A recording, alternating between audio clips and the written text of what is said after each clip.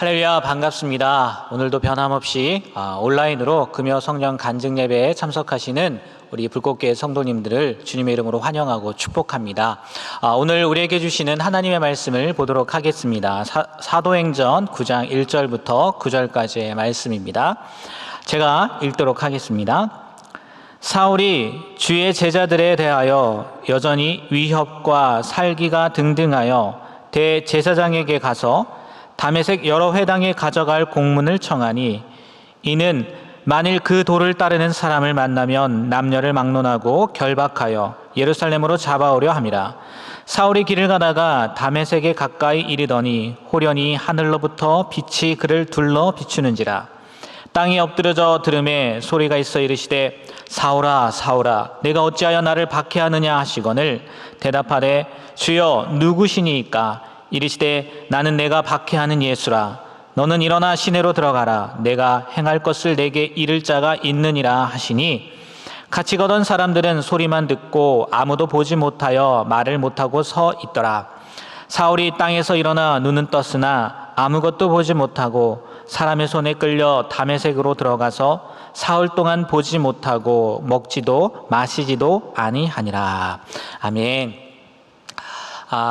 오늘은 이런 질문으로 시작해 보고 싶습니다. 여러분, 얼마나 감사하며 지내고 계십니까? 잠깐이지만 한번 생각해 보셨으면 좋겠어요. 내가 얼마나 감사하고 있는지, 내가 하나님께 감사할 것이 무엇이 있는지 말입니다. 별로 없으신 것 같으시죠? 뭔가 특별한 일도 없는 것 같고, 또 보통 그렇잖아요. 무슨 감사할 것이 있을까?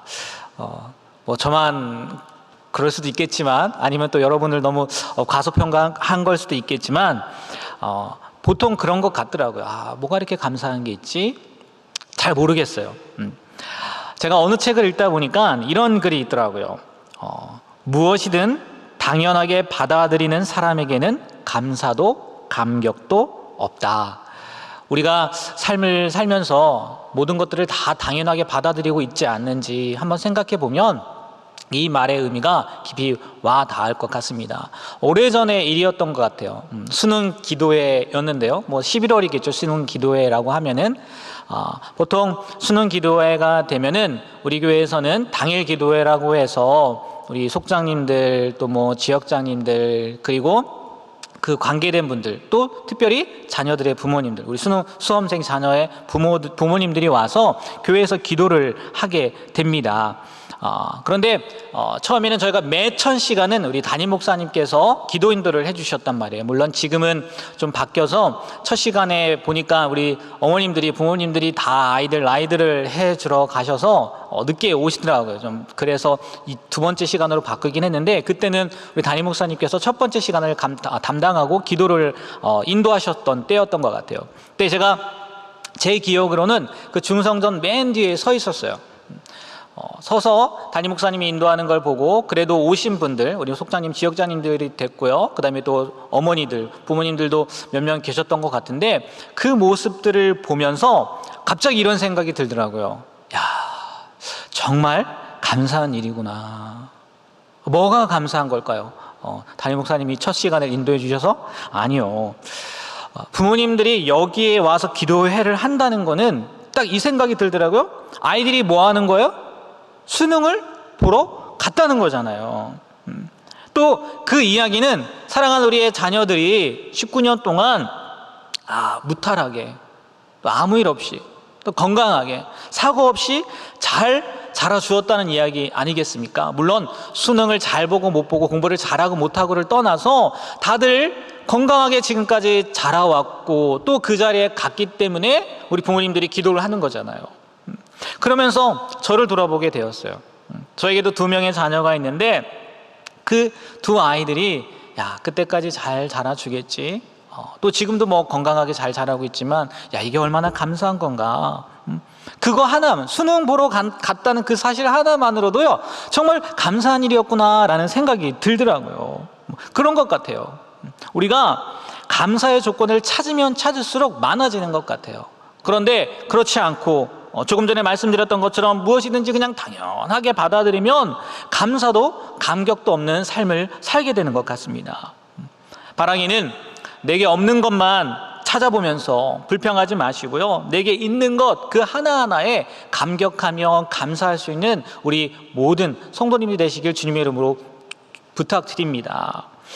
오늘 읽을 말씀 가운데에서도요, 이 세상 그 어떤 것과 비교할 수 없는 은혜를 경험한 그것 하나만으로도 평생을 감사하며 살았던 한 사람의 이야기가 나옵니다. 누굴까요? 네, 사울이라는 사람입니다. 스데반이 예수를 전하다 사람들에 의해 죽임을 당하게 될 때 그 사람들의 옷을 맡았던 사람입니다.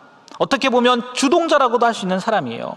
사도행전 8장 1절에서 3절 말씀을 보니까 이렇게 기록되어 있습니다. 사울은 그가 죽임당함을 마땅히 여기더라. 그날에 예루살렘에 있는 교회에 큰 박해가 있어 사도 외에는 다 유대와 사마리아 모든 땅으로 흩어지니라. 경건한 사람들이 스데반을 장사하고 위하여 크게 울더라. 사울이 교회를 잔멸할 때 각 집에 들어가 남녀를 끌어다가 옥에 넘기니라. 여기서 죽임당한 사람이 누굽니까? 네, 말씀에 나와 있습니다. 스데반입니다. 그런데요, 사울은 이 스데반이 죽임당하는 것을 마땅히 여겼을 뿐만이 아니라 이제는요, 교회를 잔멸하라고, 멸하려고 각 집에 들어가서 남녀들을 잡아 끌었다는 거예요. 그리고 옥에 넘기며 다녔다는 거예요. 그런데 사울이 이렇게 하는 이유가 자기에게 무슨 유익이 있어서 그런 것이 아니었다는 거예요. 그들을 잡아간다고 해서요, 돈을 주거나 혹은 높은 지위를 주는 일이 아니었단 말이에요. 그랬을라나요? 모르겠어요. 그 시대에 살아보지 않아서 어떤 마음을 했는지는 모르겠지만, 우리가 추측할 수 있는 것, 아니 우리가 흔히 생각하는 것은 뭐냐면, 사울이 왜 이런 행동을 했냐? 하나님에 대한 열심 때문이었다는 거예요. 사울의 눈에는 이 기독교인들, 예수님을 전하는 이 사람들이 이상한 것을 전하는 사람, 특별히 하나님을 거역하는 죄를 짓는 사람들로 보였다는 겁니다. 그래서 예수님을 전하다 죽임을 당하는 사람도 억울한 것이 아니라 당연하게 여겼고요, 더 이상 그렇게 하지 못하도록 잡으러 다녔단 말이에요. 말씀 한 구절만 더 보면요, 사도행전 7장 55절에서 58절에 이렇게 기록하고 있습니다. 스데반이 성령 충만하여 하늘을 우러러 주목하여 하나님의 영광과 및 예수께서 하나님 우편에 서신 것을 보고 말하되, 보라, 하늘이 열리고 인자가 하나님 우편에 서신 것을 보노라 한데, 그들이 큰 소리를 지르며 귀를 막고 일제히 그에게 달려들어 성 밖으로 내치고 돌로 칠세 증인들이 옷을 벗어 사울이라는 청년의 발 앞에 두니라. 사울도요, 이 현장 가운데 같이 있었습니다. 분명 사울의 눈에 스데반의 이야기가 마치 미친 사람의 이야기처럼 들렸을 거란 말이에요. 사울뿐만이 아니었습니다. 거기에 모여있던 사람들이요, 일제히 같은 행동을 한 것을 보면 그들도 마찬가지였을 거라는 거예요. 어떻게 감히 대제사장도 아니요, 선지자도 예언자도 아닌 평범한 존재인, 그것도요 정통 유대인이 아니라 그리스식 이름을 쓰는 유대인이요, 하나님이 보인다고 하는 거예요. 아니, 얼마 전에 십자가에 못 박혀 죽은 예수라는 죄인이 그 옆에 있다고까지 이야기하니까 정신병자거나 광신자거나 아니면 정말 하나님의 이름을 욕되게 하는, 모욕하는 그런 존재라고 생각했을 거라는 거죠. 상상하지도 못할 말과 행동을 보이고 있는 건 아니겠습니까? 그래서 죽임당하는 것이요, 당연하게 여겼다는 거예요. 사울은요, 한치의 양심의 가책도 못 느꼈을 거라는 거죠. 십계명의 제3계명이 무엇인지 아십니까? 이거예요. 너는 내 하나님 여호와의 이름을 망령되이 일컫지 말라. 망령되이 부르지 말라. 그리고 하나님께서 친히 써주신 이 십계명을 어긴 자는 어떻게 됩니까? 반드시 죽임을 당한다고 말씀하고 있단 말이에요. 그러니까 지금 스데반이 무슨 죄를 범한 것입니까? 하나님의 이름을 망령되이 불렀다는 거예요. 다시 말해서 십계명을 어겼다는 거예요. 스데반뿐만이 아닙니다. 예수님을 믿는 유대인들을 보니까요, 하나님이요 자기 아버지래요. 가당키나 합니까? 어떻게 하나님이 자기 아버지예요? 속된 말로 또라이도 이런 또라이들이 없는 거예요. 그러니까 그런 사람들 다 잡아 가둬야 된다는 거죠. 참, 그런데도요, 사울의 이 노력에도 불구하고 재미있는 것은 뭐냐면, 점점 하나님의 말씀은, 아니 예수님을 믿는 사람들은 늘어나는 거예요. 어디까지요? 다메섹까지 전파가 되는 것입니다. 다메섹은 지금 사울이 있는 예루살렘에서 북동쪽으로 약 240km 정도 떨어져 있는 지역이에요. 시리아 지역인데요. 이스라엘도 아니고 시리아 지역이란 말이에요. 그런데 지금 사울은요, 거기까지 가서 그리스도인들을 잡아오려고 했단 말이에요. 예수 믿는 사람들이 어쩔 수 없이 내 다메섹으로 피신했다면 사울은 자청해서요, 그들을 잡으러 간 유대교의 행동 대장이었단 말입니다. 그러한 분위기를 오늘 읽은 9장 1절 말씀에서요, 정확하게 표현하고 있습니다. 어떻게요? 사울이 주의 제자들에 대하여 여전히 위협과 살기가 등등하여 대제사장에게 가서 당장이라도요, 살해를 할 것 같은 그 모습이라는 거예요. 또요, 이 말씀에 등등하여라고 했지 않았습니까? 살기가 등등하여라는 단어가요, 본래 숨을 쉰다라는 뜻을 지니고 있는데요, 여기에서의 의미는 사울의 호흡이 살기와 위협의 숨소리로 들릴 만큼 잔인했다는 것을 표현하고 있다는 거예요. 사울이 이랬다는 거예요. 잘못된 가치관과 또 잘못된 생각을 가지고 있으면요, 이러한 일들을요, 서슴없이 일으킨다는 거예요. 지금 매스컴만 봐도요, 이러한 일들이요, 피해비재가 일어납니다. 어떻게요? 성인 남자 2명이 한 중학생을 죽이는 일이 일어나겠습니까? 잘못된 생각, 잘못된 가치관에 사로잡혀 있으면요, 그러한 일들이 벌어질 뿐만이 아니라요, 어떤 사람을 만나느냐에 따라서요, 달라진다니까요.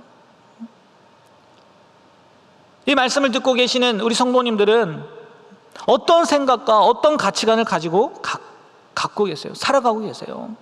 아니, 여러분들이 만나는 사람들은 어떤 분들입니까?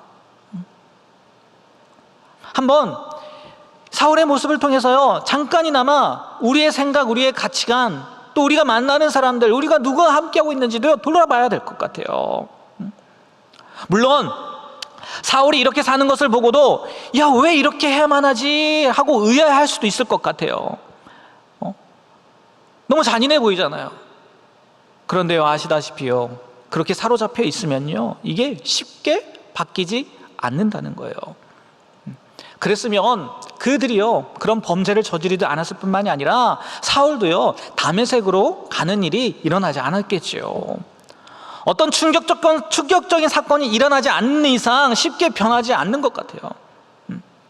그런 사울에게요, 이런 사울에게 정말 그러한 충격적인 사건이 벌어졌다는 거예요.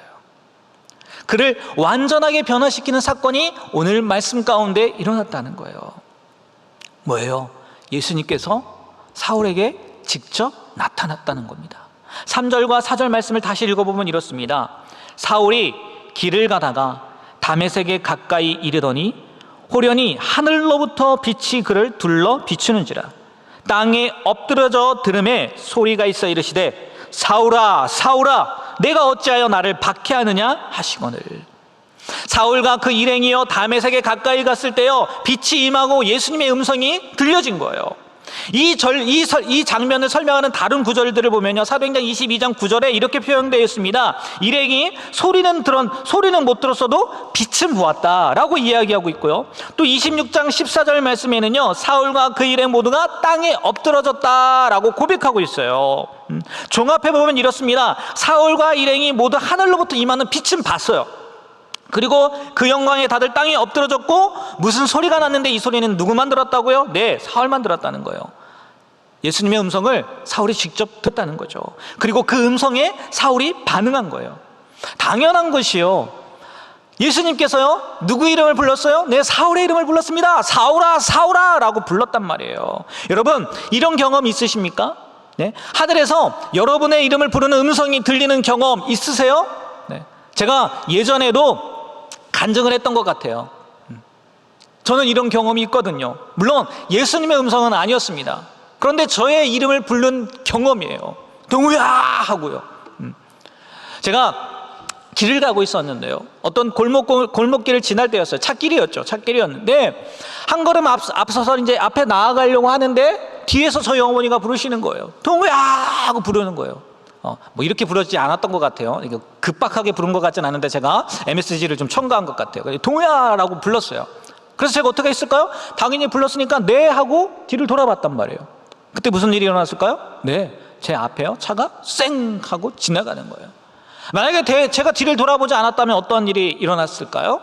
네, 크게 다치던지 불행했다면 어쩌면 이 세상을 떠났을 수도 있을 것 같은 상황이었던 거죠.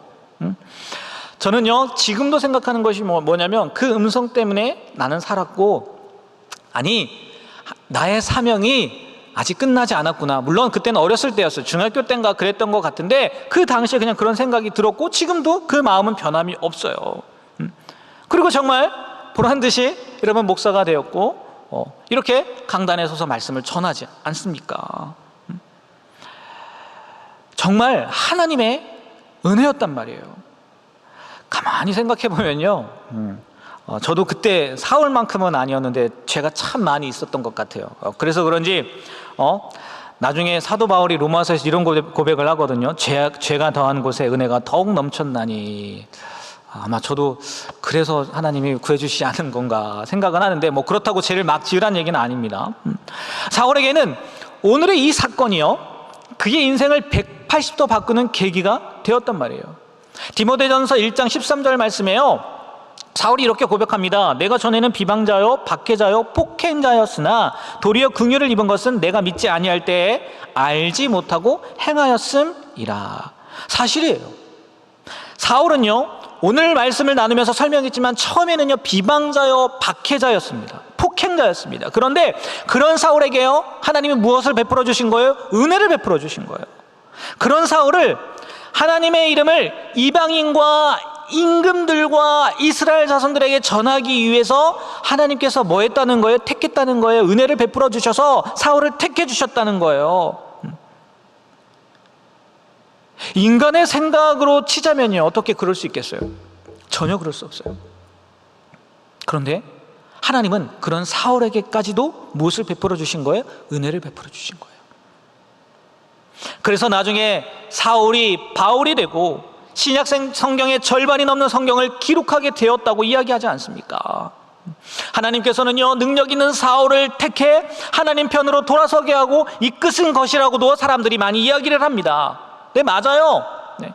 어느 정도는 저도 그렇게 생각을 합니다. 하지만요 하나님은, 잘 생각해 보세요, 하나님은 베드로와 같은 어부를 선택해서 초대교회의 지도자로 삼으신 분이고요, 또 예수님께서 선택하신 12제자의 구성을 보더라도요 사울과 같은 엘리트 출신은요 극히 드물단 말이에요. 손에 꼽아요. 거의 없다고 생각해도 됩니다.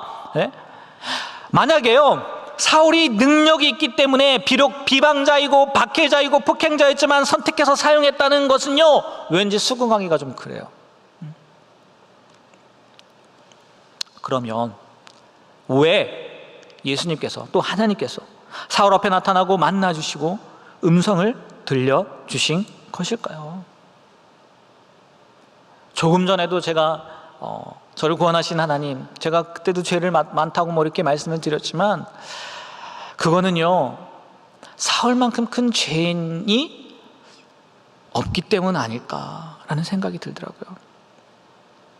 이 사건을 통해서 이런 사울도 하나님이 사랑하시고 하나님의 사람으로 불러주시는 사랑의 하나님이다라는 것을 알려주시기 위해서, 그래서 하나님께서, 아니 예수님께서 사울을 만나고 불러주신 것은 아닐까요? 저는요 그래야 우리에게도요 희망이 있을 것 같아요. 심지어 이전에 하나님을 몰라 욕하고 비난하고 또 신앙생활하는 사람을 마치 미친 사람처럼 여겼던 사람일지라도 돌아올 희망이 생기는 건 아닐까요? 이 사울을 통해서요, 그 모습을 통해서요. 그리고요 디모데전서에서 조금 전에 읽었던 것처럼 사울도 뭐예요? 알지 못하고 행했단 말이에요. 알지 못하고. 하지만 예수님을 만나고 알게 되자 그럴 수 없게 된 거예요. 지금의 세상에서도요 아무리 기독교에 대해 욕을 하고 하나님이 없다고 하는 사람들일지라도요 몰라서 그런 거고요. 오늘 말씀처럼 예수님을 만나게 되고요. 하나님을 제대로 알게 된다면 오히려요, 전도자가 되지 않을까요? 그런 이야기가 있습니다. 하나님의 사랑의 팔 안에 들어오지 못할 죄인은 없다는 거예요. 하나님의 사랑의 팔 안에 들어오지 못할 죄인은 없다는 거예요. 이 말씀은 아니지만 이 이야기에 우리에게도 희망이 생기는 것 아니겠습니까? 나 같은 죄인도 하나님의 사랑의 팔 안에 들어오게 되었다. 아니, 들어올 수 있다. 나뿐만이 아니라 세상 그 어떤 사람들도 마찬가지라는 거죠. 여러분, 생각해 보시길 바랍니다.